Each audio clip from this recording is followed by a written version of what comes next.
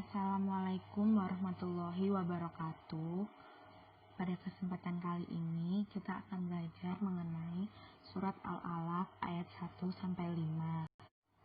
Pada surat Al-Alaq ayat 1-5 ini menjadi awal mula di mana Muhammad diutus Allah menjadi nabi akhir zaman.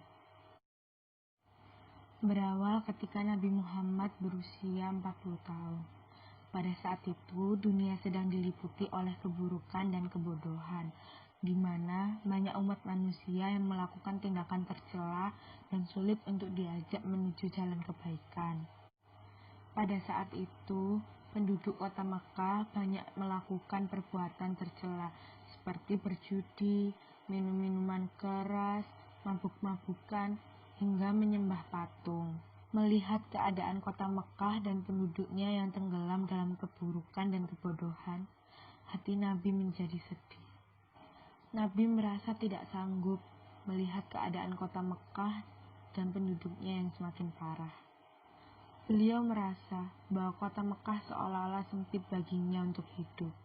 Pada saat itu, beliau memutuskan untuk pergi ke Gua Hira. Beliau ingin berdiam diri di Gua Hira dan mendekatkan diri kepada Allah. Saat Nabi berdoa kepada Allah di dalam Gua Hira, inilah menjadi awal mula Nabi diutus Allah menjadi seorang Rasul. Tepat ketika Nabi sedang berdoa kepada Allah, beliau didatangi oleh malaikat Jibril yang membawa perintah dari Allah. Melalui malaikat Jibril, Muhammad dituruni wahyu pertama dari Allah dan diangkat sebagai nabi. Pada saat itu, malaikat Jibril datang mendekati Nabi dan berkata, "Iqra," yang berarti bacalah. Lalu Nabi menjawab, "Aku tidak dapat membaca." Malaikat Jibril kembali mengucapkan Iqra sampai ketiga kali. Akhirnya Nabi Muhammad mengucapkan, "Iqra bismi rabbikal ladzi khalaq, khalaqal insana min 'alaq, Iqra wa rabbukal akram, allazi 'allama bil qalam, 'allamal insana ma lam ya'lam."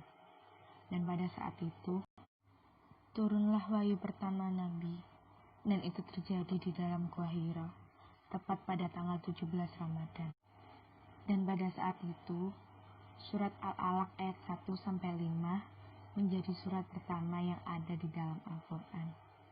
Saat itu, Nabi menjadi gelisah dan memutuskan untuk pulang menemui Khadijah. Khadijah yang melihat keadaan Nabi langsung bertanya, apa yang menyebabkan ketakutannya? Dengan cemas, Nabi menceritakan kejadian yang baru saja dialaminya.